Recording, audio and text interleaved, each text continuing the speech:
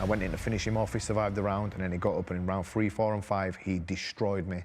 And I mean, he just wiped the floor with me. I remember when I dropped him with the left hook, his eyes rolled into his head, and then he came back up and he started smiling at me, and he didn't have a gum shield in, and he had blood all over his teeth. I thought, this guy's crazy. It's Jordan Mulligan from the Mulligan Brothers, and today's video is about a life as a fighter. And who better to head this up than one of the best Muay Thai fighters in our generation, Liam Harrison, such a motivational, inspirational and intense fighter. So who better to head this conversation up than him? Today's video was sponsored by mulliganbrothers.com, where you can get the hoodies and the new book linked down below. But before that, what is the life as a fighter like? Let's hear Liam Harrison's story. It was after my 30th fight. I went 29 fights unbeaten, and my 30th fight I fought a Thai champion. And he was like elite level, top level. I'd never fought anyone that good. I'd fought a few Thais before who were good fighters, and I'd stopped them, but I'd never fought one of the best of the best. I fought good Europeans and I'd stopped them as well, but like the elite level guys, this was my first time at that level. I was 18, I'd been to Thailand once myself, I'd not fought there, I just stayed there for 3 weeks just to do a bit of the training and stuff. And in round 2, I knocked this guy down with the left hook, and I just thought, oh, he's just same as every other fighter, I'll finish him off now, and that's that. I went in to finish him off, he survived the round, and then he got up, and in round 3, 4 and 5, he destroyed me.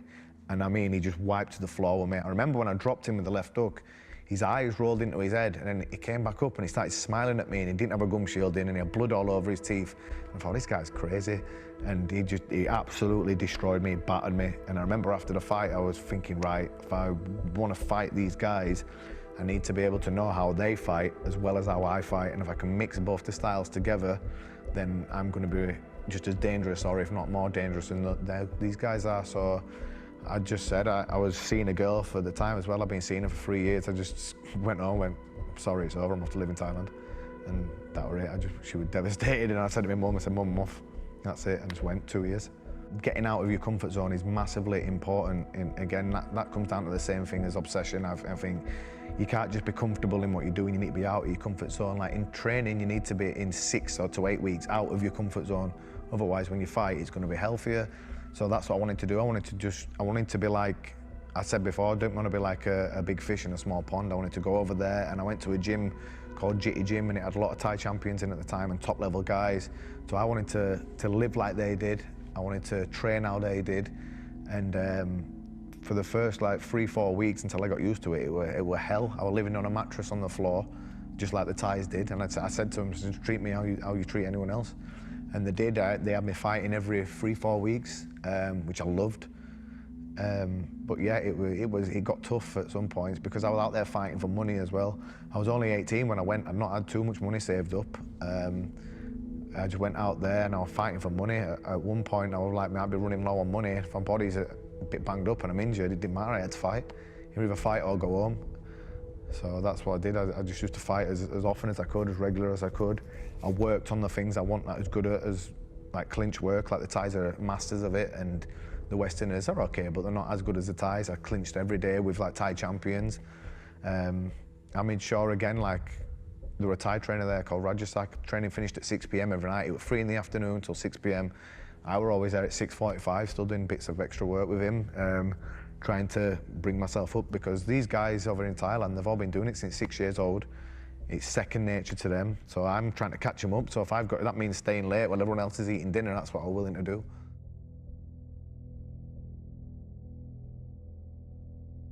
I was in the gym once. What I did was, I'd been there for 6 months, I'd flown home just to see my mum and dad for 2 weeks, and then flown back to Thailand.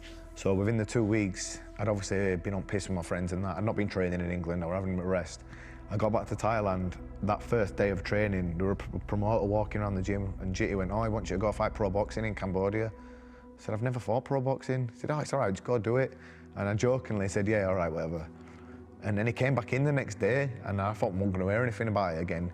And he started taking photos of me. I go, Jay, what's this guy doing? And he said, you're fighting pro boxing? I said, I don't want to fight. I said, I've never fought pro boxing. He said, you punch hard, you'll be okay. I said, Jay, I'm not doing it. He said, it's double the money you get for Thai boxing. I went, all right, we'll do it. I said, all right, just this time, one time. So I had to go to Cambodia, and I said, okay, to my Thai coach. I said, what day are we coming? He went, oh, I can't go. I said, what do you mean you can't go? He said, they want to make it look like they've flown you in from England So you've got to go with another Western person. So I had to go with just one of the other fighters that were training there.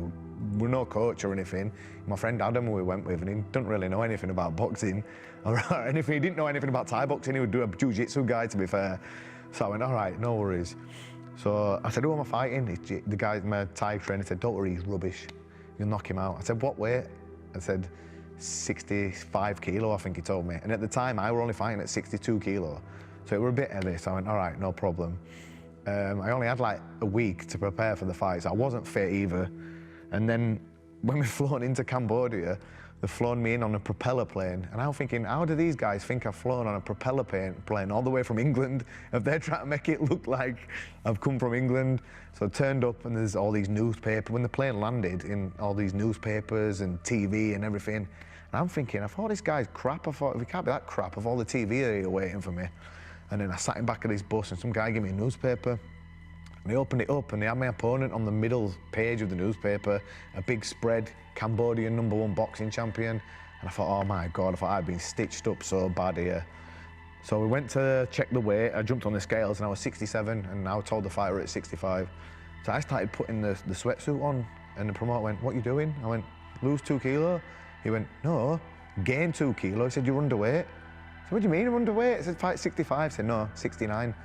I thought, oh my God. I thought I was fighting at 62 at the time. I thought I'm going to get absolutely destroyed here. Came down to it on the day of the fight and we came out and I'd not really been doing much boxing training. What my Thai coach said to me, he said, you're not fit, so train like you're still fighting Thai boxing and kick the pads and knee because it's harder than just boxing. And I don't know where this logic came from, but I went, all right, whatever.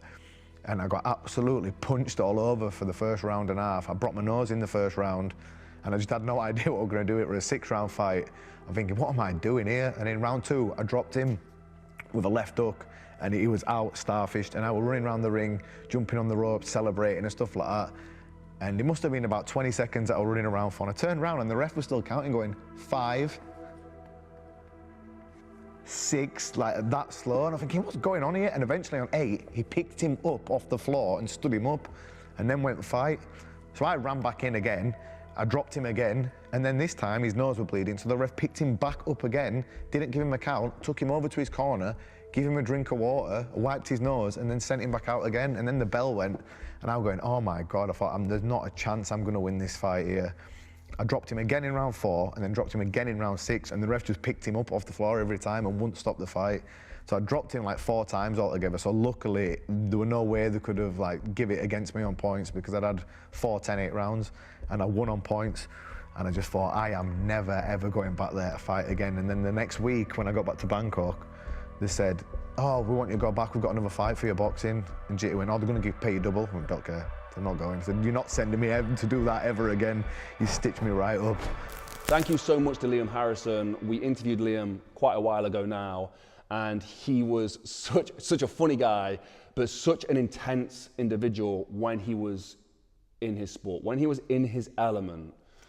That intensity for me and ferocity is something that I want to carry through into my business world, into what I'm doing as a filmmaker.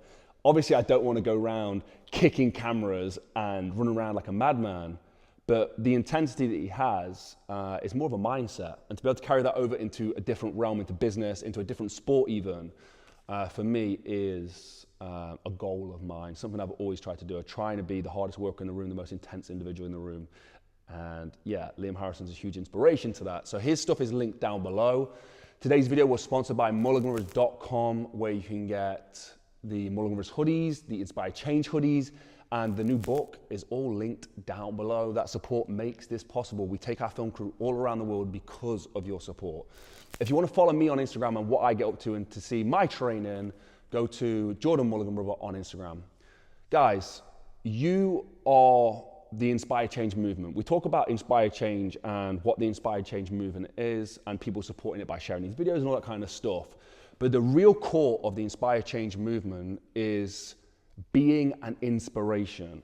So if you're moving towards a goal of being successful or an entrepreneur or opening a business and you're doing it in a way that could inspire somebody, that could be a lesson for somebody, that could be an example for somebody, that is what Inspire Change is really about.